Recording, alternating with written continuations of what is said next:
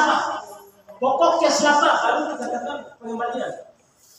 Pokok cash laba, pokok soal 56 juta, sebelum itu pokok kembali 10 bulan, kemudian cash labanya dari 56 juta deh. Itu baru simpan pinjam. Ya simpan pinjam saya. Iya, makanya itu baru simpan pinjam. Iya. Ya, ya namanya simpan pinjam seperti itu. Yang maksudnya kan pertanyaannya, maka pertanyaan. Kalau Bumdes ini mau maju, Ya. potensi desanya itu kan kalau hanya faktor simpan pinjam, apalagi kalau dana Bumdesnya hanya 20 juta, 25 juta, gimana? Nah maksudnya itu kita ngomong uang yang dimaksud ini Pak, bukan kita ibarat nanti saya ibarat ngomong uang yang itu beda dengan ibarat sejarah. Ini kan persoalan ini, ya kan? Nah saya ini kan Mohon maaf, pada hari ini apa ini? Pembinaan dan evaluasi. Kalau kita hanya bahas persoalan saja, maka ditolak. Ketua Bumdes saudara. Sebetulnya itu pembinaan. Ya, Anda ini baru datang kok. Ya. Baru datang langsung ngocok seperti ini.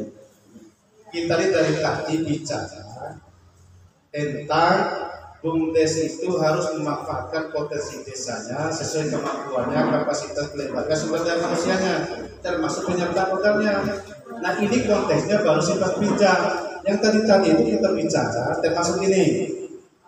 Ini dari dana tadi kita bicara tentang dia membina bengkel-bengkel yang kemudian dia akan memberikan spare part-nya, ya kan?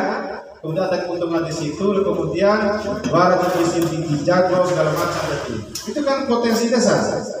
Kemudian mau sekarang ini mau pergemukan sapi, menjelang harganya naik nanti pada saat itu ada. Nah sekarang ini potensi yang ada di Oimaci itu katanya simpan pinjam. Nah konteksnya mereka ini kan lagi jalanin usaha simpan pinjam. Nah kalau di Batu Pulo itu dia air bersih perpipaan, dia kerjasama dengan PDAM.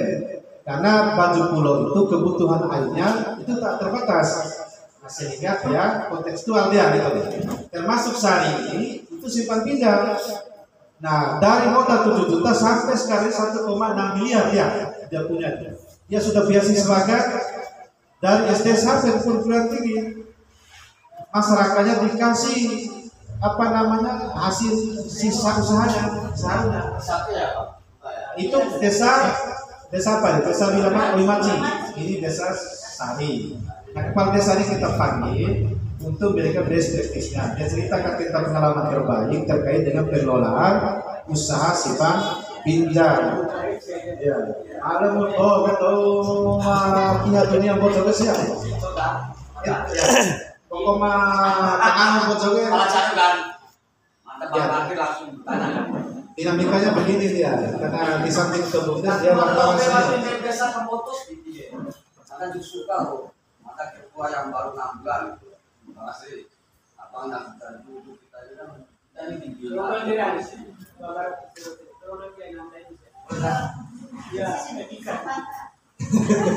Ya saksi alamat dari. Ya, ayo bro. Dikasih desa ini Desa apa ya kan? Nah, 5 juta. Mata ini belum mendapat anggaran. Kan bicara kita ini pembinaan dan evaluasi. Kalau kayak mata begitu, mohon maaf, ada paham kita. Jadi, mana ini begini, kalau disari itu sukses, dikenakan jangan pakai simpan pinjam ya, ada faktor. Maka mengalami baru dilantik berapa hari udah mau apa? Mohon maaf ya, ini cerita. Ya. Karena kita ini dibina dan dievaluasi. Maka kepingin juga pemerintah desa juga ini ikut berpartisipasi. Kayak di Madapala ini mungkin hari ini mandat yang hasil aja nanti. Padahal seperti saya bina. Nanti ya, mohon maaf. Kita berharap terakhir dari Bumdes ada pribadi ya, mau orang lebar. Lebih kayak selalu. Mana baru 12-13 juta pada kasih bantuan. Sikat sebentar nanti itu apa itu ada kita sendiri. enak. Sekretaris mantan dia kelola sendiri, bendahara kelola sendiri. Kalau sudah lapor, dari kita 5 juta. Padahal utama ini belum disertakan. Sedih kan kalau bicara jujur. Bumdes yang bermasalah, maka sudah 2 kali bermasalah. Maaf Pak Profesor. Kalau bercerita apa adanya ini mata asli ceritanya. Moga-moga binaan kita hari ini. Anggaplah keluhan hari ini gitu ya. Kalau bisa keluhan benar loh. Bahkan nggak mau disertakan modal kita 25 juta ton. Cuma sama BMT sama seluruh elemen harus diamankan. Mau kita lapor belum sampai sekarang. Perkembangan ada lapor. Kami di sini bisa memanfaatkan maksimal potensi desa kami. Luar biasa. Itu mungkin yang paling Baik, Pak. Kita sudah tangkap nih. Yang pasti ini menjadi keresahan kita semua. Apa yang dialami oleh teman-teman itu menjadi keresahan kita semua. Seringkali teman-teman pemerintah desa itu ogah gitu terhadap persoalan problematika yang dihadapi oleh teman-teman BUMDes. Seringkali dia trauma terhadap masalah BUMDes. Seringkali juga dipicu oleh masalah-masalah yang kemudian dihadapi oleh teman-teman BUMDes. Persoalan ini dipicu oleh satu pengurus lama, seringkali tidak melakukan pemberian laporan terhadap penasihat atau kepala desa, karena dia secara ex officio dia penasihat, dia juga pengawas. Yang kedua, karena problem yang dihadapi atau masalah yang dihadapi oleh pengurus lama ini tidak juga bisa diselesaikan. Seringkali pengurus lama juga tidak aktif, kemudian duit yang dikasih oleh pemerintah desa penyertaan modal itu kemudian tidak kembali, jangankan bunga, modal juga tenggelam.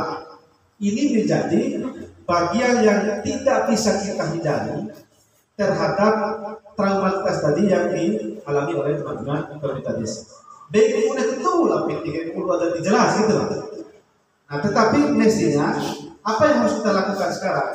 Masalah-masalah kemudian yang dihadapi oleh teman-teman pengurus lama, mestinya itu dikelola atau ditangani secara terpisah. Harus ada pertanggungjawaban mutlak yang harus dialami kepada pengurus lama dengan tidak mengorbankan pengurus baru atau membunuh pengurus baru dengan BUMDesnya. Sama dengan Bajo tadi.